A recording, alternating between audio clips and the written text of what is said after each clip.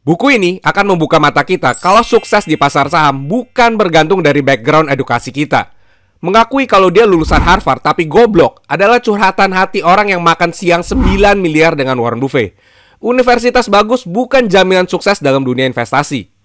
Guys Bear, pengarang buku ini, pernah bayar 9 miliar untuk makan siang dengan Warren Buffett.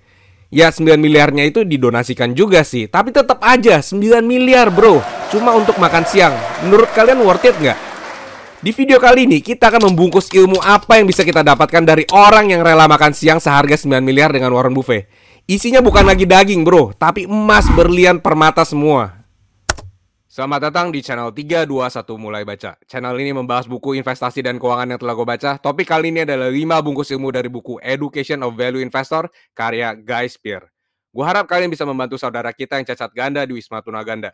Jika kalian sehat, masih bisa mencari nafkah, bantu saudara kita yang cacat ganda. Dan gue yakin Tuhan akan melimpahkan kalian banyak rezeki. Amin, amin, amin. Kalian bisa cek detailnya di rumahpiatu.org. Dan kita lanjut, 3, 2, 1, mulai. Bungkusan pertama, percuma lulusan Harvard University. Guy Spier adalah seorang imigran yang lahir dari keluarga yang tergolong kaya dan punya background edukasi yang wow banget. Guy Spier itu lulusan S1 Oxford University, kemudian dia lanjutin MBA di Harvard University. Singkat cerita, Guy Spier punya ego yang tinggi karena dia merasa pintar bisa lulus dari universitas top dunia.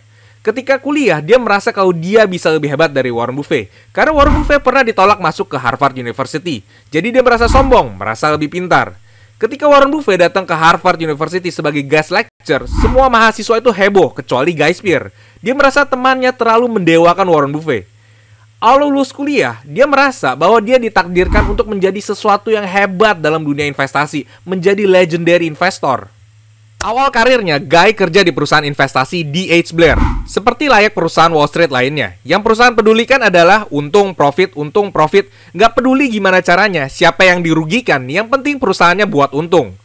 Setelah beberapa tahun kerja di D.H. Blair, Guy Spier merasa nggak cocok dengan budaya perusahaannya yang dia ungkap sebagai budaya yang serakah dan tidak etikal. Tidak mempedulikan nasabah, hanya peduli untung. Singkat cerita, perusahaan D.H. Blair terjerat kasus penipuan dan dinyatakan bangkrut.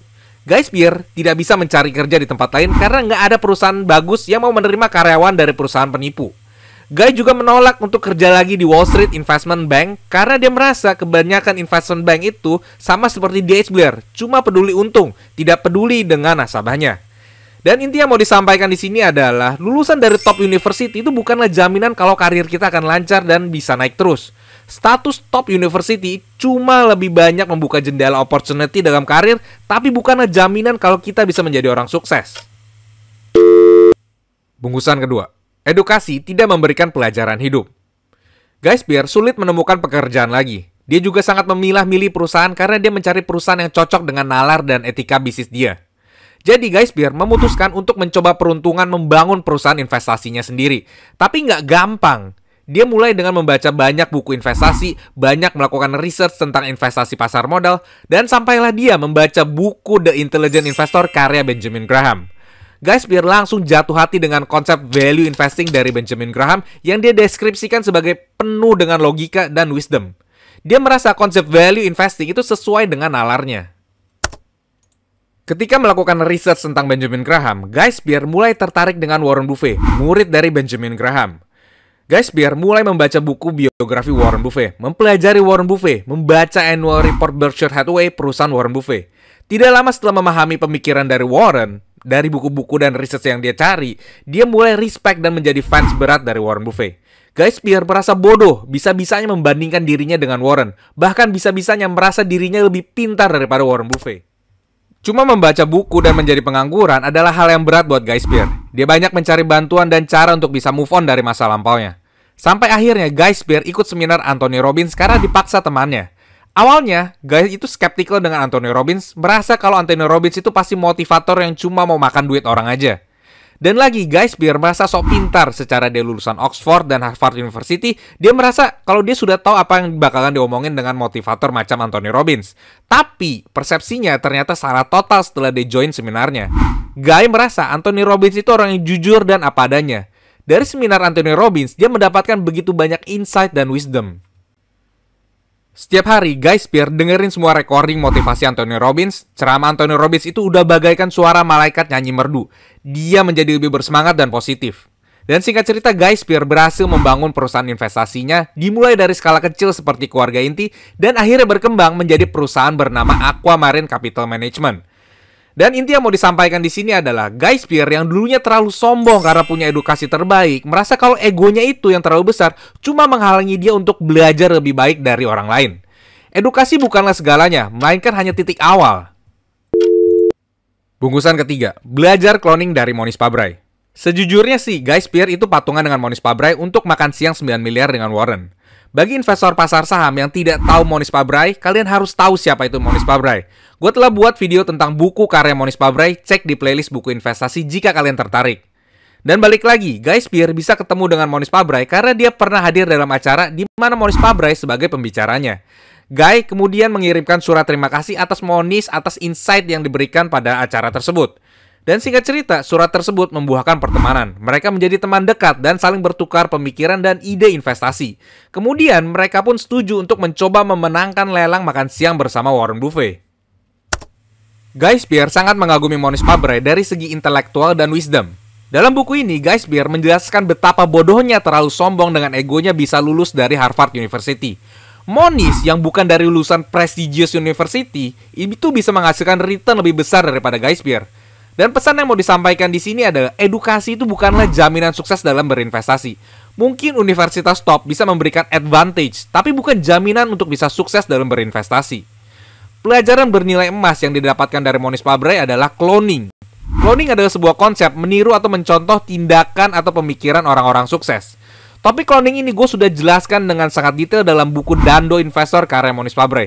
Kalian bisa cek videonya di playlist buku investasi untuk mendapatkan konsep tentang cloning lebih dalam. Dalam buku ini diceritakan dengan mengcloning pemikiran Warren Buffett pada bear market 2008, Guy Spier berhasil mendapatkan untung besar. Sebenarnya ada topik tentang second level thinking dari Monis Pabrai yang menarik, tapi bakalan panjang ini video kalau kita bahas di sini. Jadi baca sendiri bukunya. Inti yang mau disampaikan dari cloning ini adalah banyak orang yang mau menjadi original karena egonya. Tapi Monis Pabrai menyampaikan bahwa banyak ide atau pemikiran hebat seringkali sudah dipikirkan oleh orang-orang hebat dan kita tinggal menirunya. Ambil contoh dalam dunia saham, jika Pak Lo Keng Hong beli saham PT ABC, pasti dia sudah menganalisa saham perusahaan itu. Yang artinya perusahaan itu sudah difilter oleh otak kepala investor hebat. Dan tugas kita sebagai cloning investor adalah menganalisa lagi perusahaannya. Dan jika analisa Pak Lo Keng Hong itu paralel dengan analisa dan logika kita invest. Tapi kalau enggak, ya jangan.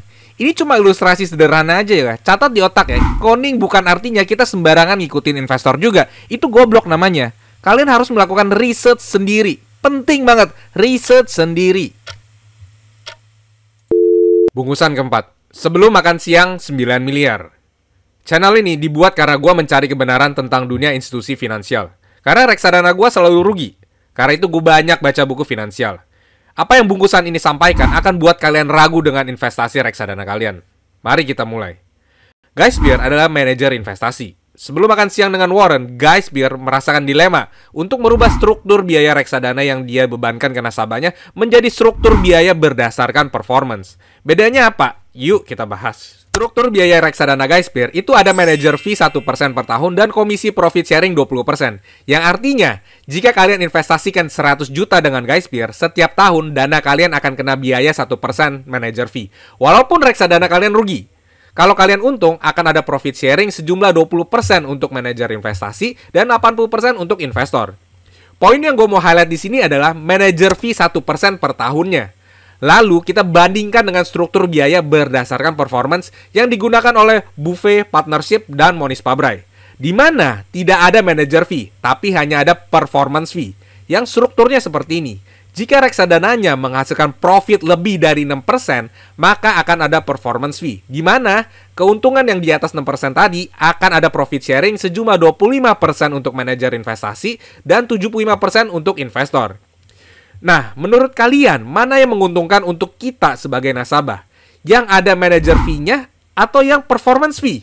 Coba pause sejenak, pikirin deh. Sudah ketemu? Yang adil untuk nasabah adalah performance fee. Logikanya simple, seperti ini.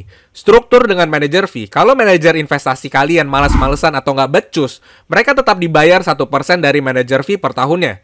Yang artinya, walaupun mereka tidak kerja dengan benar dan merugikan kita nasabah, si kampret tetap dibayar. Dibandingkan dengan performance fee, kalau manajer investasi kalian tidak berhasil mendapatkan return di atas 6%, artinya mereka tidak dibayar sepeser pun. Manajer investasi hanya dibayar jika menghasilkan return di atas 6% dengan profit sharing. Yang artinya, kalau mereka kerja malas-malasan atau tidak becus, ya mereka nggak dibayar. Jika kalian lihat prospektus reksadana kalian, pasti ada manajer fee 1% sampai 3% per tahun. Yang artinya, walaupun mereka nggak becus atau malas-malesan, mereka tetap dibayar. Ya mungkin kalian bisa argue kalau mereka juga ada penilaian performance dari atasan mereka. Emang bener, mereka ada pressure untuk perform, tapi yang ditaruhkan itu duit kalian loh, duit kita sebagai nasabah. Kalaupun ada duit mereka, kita nggak tahu duitnya besar atau kecil, duit mereka. Jadi, kembali lagi ke cerita Guy Spier. Pada akhirnya, sebelum makan siang dengan Warren, Guy Spier merubah manager fee structure-nya menjadi performance fee structure. Karena dia malu. Moniz dan Warren aja yang perform lebih baik dari dia, pakai performance fee. Tapi Guy Spier bisa enjoy 1% manager fee walaupun tidak perform sebagus mereka. Semoga kalian mendapatkan insight apa yang gue mau sampaikan di sini. Jika ada yang kurang, bisa tulis di kolom komentar. Jadi inti yang mau disampaikan adalah cek reksadana kalian dan tonton video buku Money Master the Game jika kalian tertarik dengan subjek ini lebih dalam. Bungkusan kelima, End of Lunch and Cloning Buffett. Kalau gue makan siang dengan Warren, udah pasti gue minta tips saham apa yang bagus. Tapi Guy Spier dan Moniz Pabrai mereka berbeda. Makan siang dengan Warren adalah apresiasi mereka terhadap apa yang Warren sudah ajarkan tentang wisdom investasi. Mereka cuma mau berterima kasih secara langsung. Mereka membahas tentang wisdom kehidupan, wisdom tentang investasi, sama sekali tidak membahas tentang saham. Berikut adalah salah satu wisdom yang sangat bagus dari Warren. It is very important to always live your life by an inner scorecard, not an outer scorecard. Kalimat tersebut menjelaskan bahwa sangat penting untuk mengikuti nilai-nilai kebenaran yang kita pegang teguh daripada terbawa external forces seperti peer pressure. Warren Buffett mengilustrasikannya seperti ini. Lu lebih pilih mana? Seluruh dunia tahu lu jago bercinta, padahal pasangan lu itu nggak puas ketika bercinta, atau seluruh orang taunya lu nggak jago bercinta, tapi pasangan lu puas ketika bercinta. Lu pilih yang mana? Coba pikir. Guy Spier tersadarkan kalau dia selalu mikirin apa yang orang lain nilai terhadap dirinya. Dia selalu ingin dipandang, dihormati, disegani. Lulusan dari top university itu selalu menjadi landasan egonya. Sekarang dia sadar kalau apa pendapat orang lain itu tidak penting. Jangan kita mengejar pengakuan orang lain. Yang terpenting adalah kebenaran yang kita pegang teguh dalam diri kita. Apa kata orang lain tidak usah peduli. Beberapa bulan setelah makan siang dengan Warren, Guy Spier memutuskan untuk pindah dari New York ke Swiss untuk menjauhi noise dari Wall Street. Guy Spier mengkloning sistem kerja Warren Buffett yang menjauhkan dirinya dari noise Wall Street yang hanya akan mengganggu proses berpikirnya dalam berinvestasi. Dan seringkali, pikiran kita sebagai investor itu terdistraksi oleh saran-saran analis atau profesional investor yang mempengaruhi judgement kita dalam membuat keputusan investasi. Karena itu penting sekali untuk para investor membuat keputusan investasi berdasarkan research kita sendiri, bukan berdasarkan research atau judgement profesional investor lain. Tips saham atau analis rekomendasi adalah tempat yang harus kita hindari ketika berinvestasi di pasar saham. Buat keputusan investasi beli atau jual saham karena berdasarkan analisa kita sendiri, bukan asal ikut-ikutan tips atau rekomendasi saham. Dan inti yang mau disampaikan di sini adalah apa yang kita pegang sebagai nilai kebenaran kita itu lebih penting dibandingkan pendapat orang lain. Inner scorecard itu lebih penting daripada outer scorecard. Lalu, hindari noise dari berita atau profesional investor yang bisa mempengaruhi keputusan investasi kita. Anyway, video ini dibuat untuk entertainment aja, bukan untuk saran finansial. Kalian bisa baca sendiri bukunya untuk lebih detailnya. Cek video buku investasi Moniz Pabrai dan buku Money Master the Game di playlist buku investasi. Jangan lupa untuk subscribe, nyalakan juga loncengnya. Sampai jumpa di video berikutnya. Cheers guys!